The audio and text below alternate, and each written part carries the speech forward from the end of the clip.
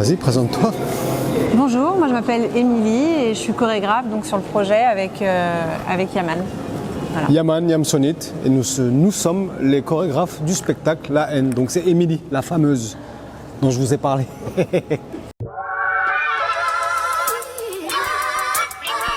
J'ai payé cher pour dire ça. Il y avait pas mal de challenges. On n'avait pas forcément beaucoup de temps. Ouais, beaucoup de challenges, mais bon. Non, ça fait 2 mois qu'on y est, enfin qu'on y était avant la première. C'était assez intense parce que finalement c'est vrai que 2 mois ça passe vite. On n'a rien monté en amont parce qu'on voulait vraiment faire du sur-mesure avec les danseurs. Et du coup on avait vraiment le challenge de se dire on part avec une feuille blanche, même si on avait bien sûr quelques rêves, quelques idées. Ouais. Voilà, l'atmosphère de chaque tableau était très, très claire. Ouais, en plus moi créer en amont c'est vraiment un truc que je n'aime pas faire du tout. C'est un spectacle dans lequel vraiment ils ont l'opportunité de pouvoir s'exprimer eux avec leur singularité, leur personnalité en tout cas. On n'est pas dans un corps de ballet quoi, c'est-à-dire que il y a des breakers, il y a des gars qui font de l'électro, il y a des contemporains, enfin voilà, il y a plein de disciplines différentes. Et on savait très bien que si on s'embarquait avec une troupe comme ça, il fallait leur laisser l'opportunité de créer des choses aussi avec nous quoi. Alors dans La Haine musicale, je joue le personnage d'Hubert. J'ai jamais fait de comédie musicale à la base et c'est La Haine qui m'a fait faire le pas. Parce que je connaissais pas trop les comédies musicales, j'avais des a priori et je savais pas qu'il y avait des comédies musicales sur lesquelles nous, mecs de quartier, on pouvait être représentés. Fais fumer Saïd.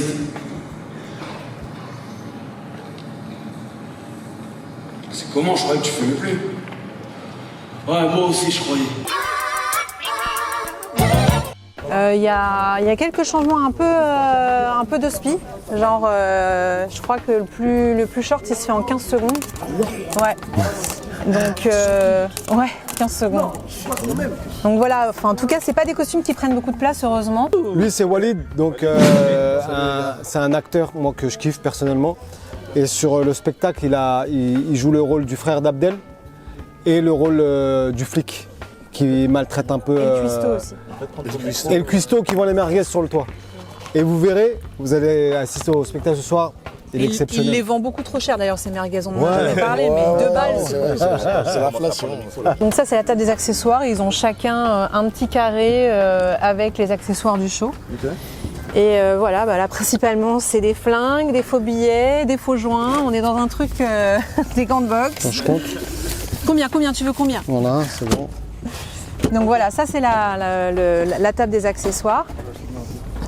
On n'a pas beaucoup de décors sur ce spectacle, c'est vraiment la tournette qui nous donne l'impression en fait de voyager dans plusieurs décors, avec l'écran en fait qui est derrière et tout est synchronisé pour faire des allures de plans en mouvement en fait. Le metteur en scène, donc Serge Denoncourt avec Mathieu Kassovitz, ils ont réussi à s'accorder pour avoir voilà, une tournette avec 2 boîtes pour pouvoir recréer plusieurs moments mythiques du film. Ça nous permet en fait d'isoler des endroits comme l'appart d'Hubert, l'appart de Vince, d'isoler aussi la scène des toilettes. Enfin voilà, ça nous permet d'isoler. La scène des toilettes, la scène de quand il lui coupe les cheveux, la voilà. Scène, les petites scènes de RER, tout ça.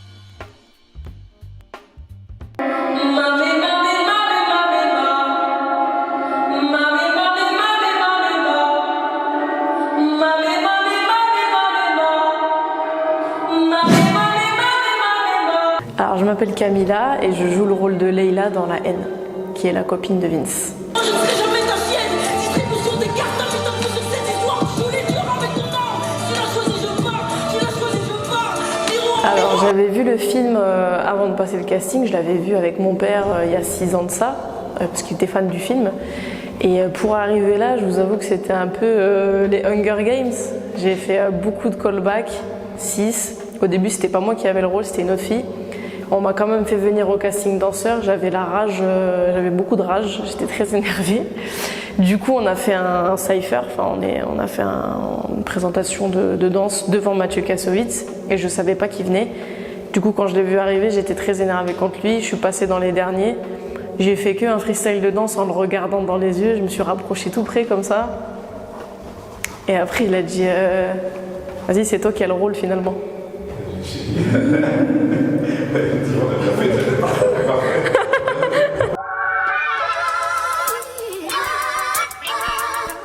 Il y a vraiment le travail d'image sur l'écran qui est un travail monstrueux, incroyable, vous verrez.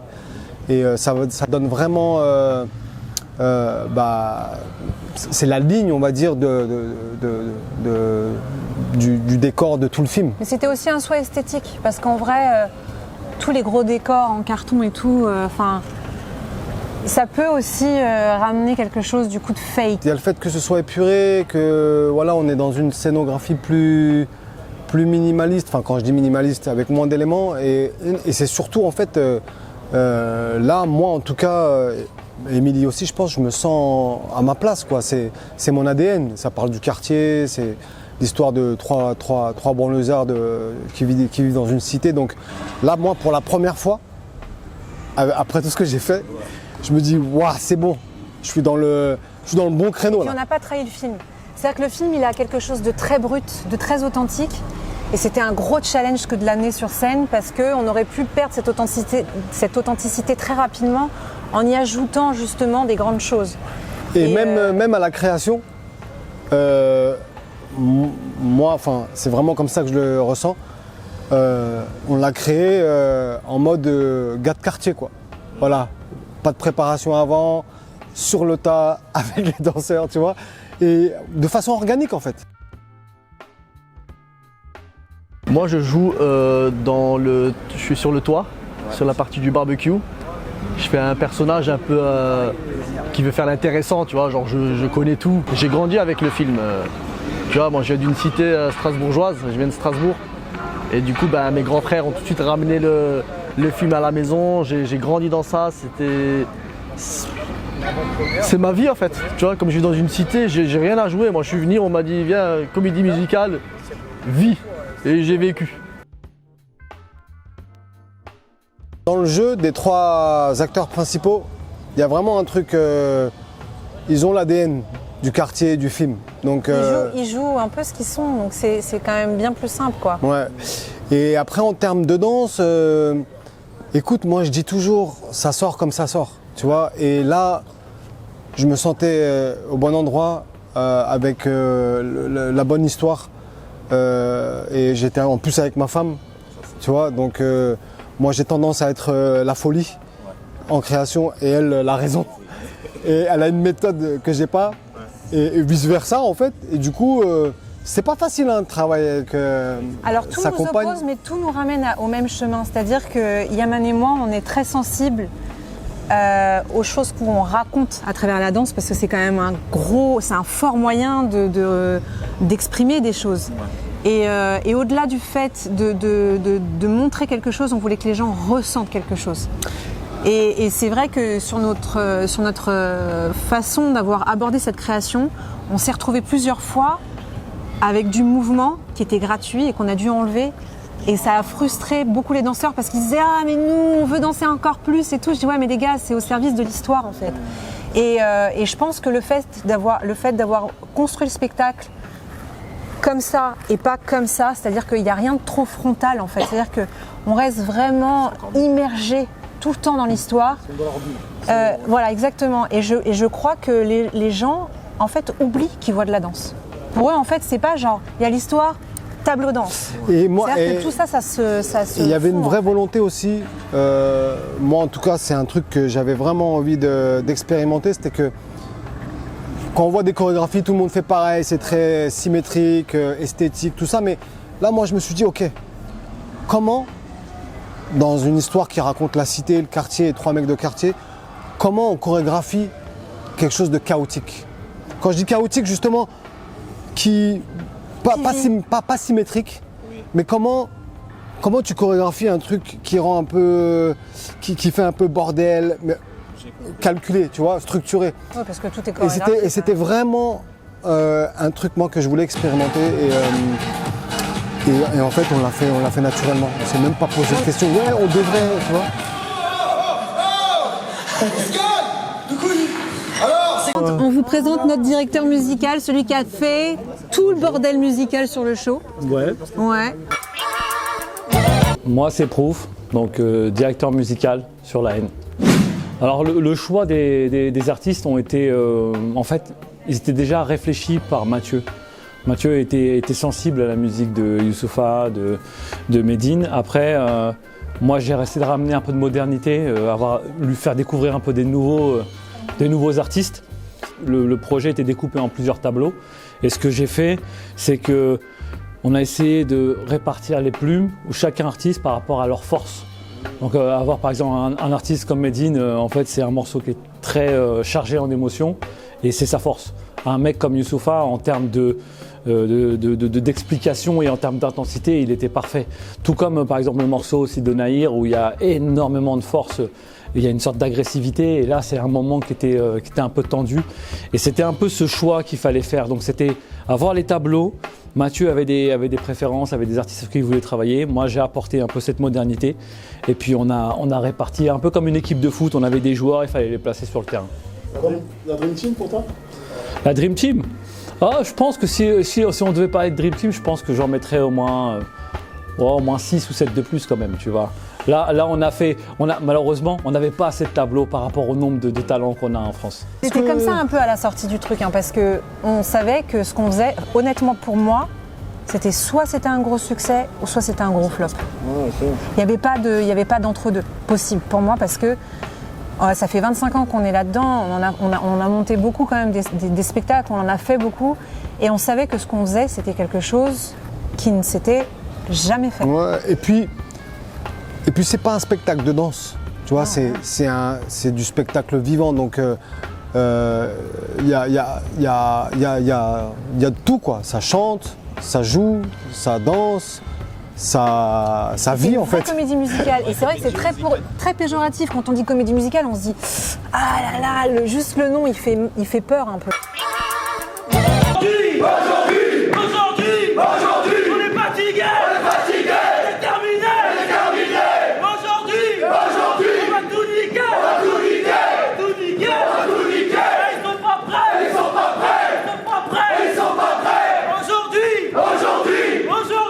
aujourd'hui, on est ensemble, et pour l'amour, et pour la haine, et pour la haine.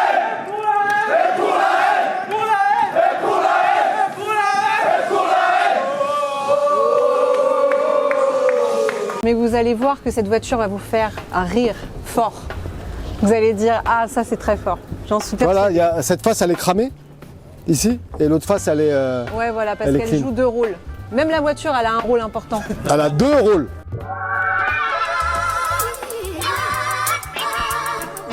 Je pense que cette jeunesse-là et cette énergie-là est toujours d'actualité, elle le sera toujours. Donc la haine continue d'exister parce que les nouvelles générations ont la même énergie que la génération précédente et que les problèmes restent les mêmes. Le problème était d'être le plus pérenne possible. La haine a duré 30 ans, on veut que le spectacle dure 30 ans, donc la première chose que j'ai dit à tout le monde, c'est déjà pas de autotune. Ouais, c'est vrai. Et pas de streamers en fait. Pas de gens qui sont là qui font du streaming maintenant et qui ne le feront peut-être pas dans un an.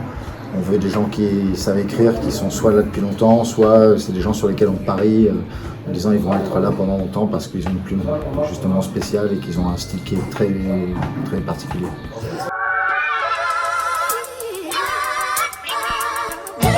Mathieu, il a cette vision-là aussi où le personnage, il faut le rapprocher aussi de soi, de ce qu'on est, de ce qu'on... Donc voilà, et les personnages qu'on joue en vrai, c'est des personnages qui nous ressemblent. C'est des personnages, on connaît tous un Vince, un Hubert, un Saïd, de par là où on a grandi. Et voilà, je trouve qu'aujourd'hui dans le cinéma français ou même dans le théâtre, c'est pas une occasion qu'on a tous les jours. Le process de création, c'était assez simple. En fait, le film, on le connaît. Ça fait que moi, je savais où est-ce que j'allais en termes d'émotion, en termes d'explication aussi. Bonjour les filles. Désolé. C'est les backstage, vous savez ? Oui, c'est ça. T'as raison. Donc en fait le film on le connaissait, je savais à peu près où est-ce que j'allais. En parlant avec Mathieu, comme le film est sorti en 95, je voulais faire un peu une frise chronologique de l'évolution du hip-hop, sans forcément partir trop loin, mais en fait je voulais que les gens découvrent notre musique et la richesse qu'elle a eue pendant toutes ces années. Donc en fait quand on ouvre sur le tableau, on ouvre en fait dans la cité, c'est un peu l'état de la musique en France, entre musique maghrébine, musique un peu hispanique, avoir tous ces mélanges, musique africaine. Et puis après on rentre dans la cité et quand ça commence sur le tableau de la boxe, où Aliver commence à rapper, c'est Benjamin Epps. Et en fait, qui incarne totalement en fait ce son de 1995 avec des samples, des gros breakbeats. Et au fur et à mesure, on est sur une évolution et à la fin, on arrive sur quelque chose de très musical, très orchestré, pour dire qu'en fait, la musique, elle évolue, elle s'enrichit. Et en fait, j'ai pensé la musique en fait en termes de frise chronologique. On se porte des autres, je ne prends pas soin de moi. J'ai envie de vivre là où tout le monde se plaint de moi. Est-ce une bonne idée de tendre la main à ceux qui trouvent la destruction, c'est tout ce qu'ils retiennent de moi. C'est tout ce que j'adore. Qu'est-ce que ça dit sur l'homme que je suis? Est-ce que c'est la haine de moi? Regarde ce qu'ils ont fait de nous, regarde ce qu'ils ont fait de moi. L'avant-première, on s'est posé, on a regardé le show comme des spectateurs. Et moi j'ai vu un show qui me plaît. On a pleuré, dis-le. Ouais, vraiment. Et on n'est pas les seuls. Depuis, plein de gens pleurent. Enfin, donc, moi, à partir de là, il me plaît. Qu'est-ce que tu veux que j'accepte les gens qui n'aiment pas, qui ont des choses à dire et qui. Les goûts et les couleurs, quoi. Ouais, voilà, c'est comme ça. Il faut l'accepter et puis on l'accepte. Mais c'est un spectacle qui nous plaît.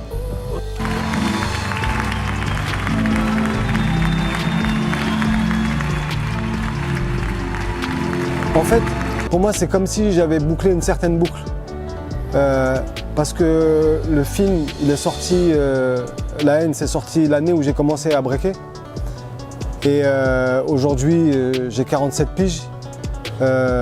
C'est comme si j'arrivais avec La haine sur une œuvre où j'ai pu m'exprimer en tant qu'artiste et le présenter au public en France et j'espère au monde entier.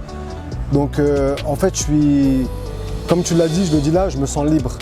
Je me sens libre et épanoui. Ouais, épanoui, c'est le mot. Serein aussi.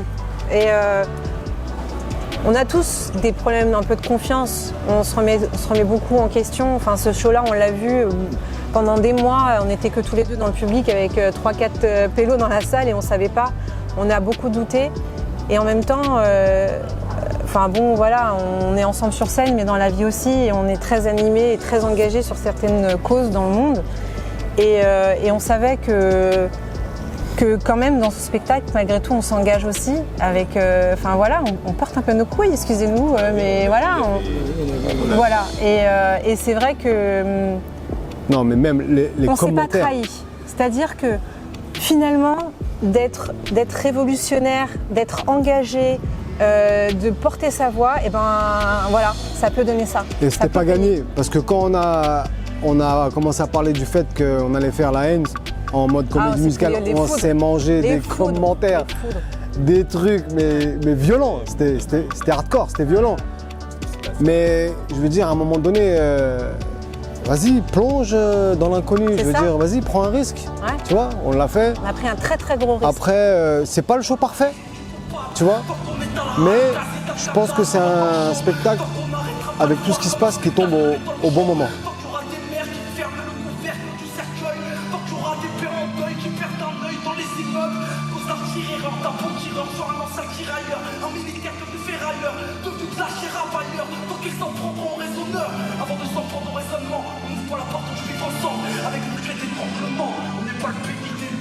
Avec un tasseur électrique et cassé du fonctionnaire. Et pas ça n'a rien d'interactif. On perd le nord, on perd le fil, on crève pas de lien, on racialise. On se voit plus qu'en noir et blanc comme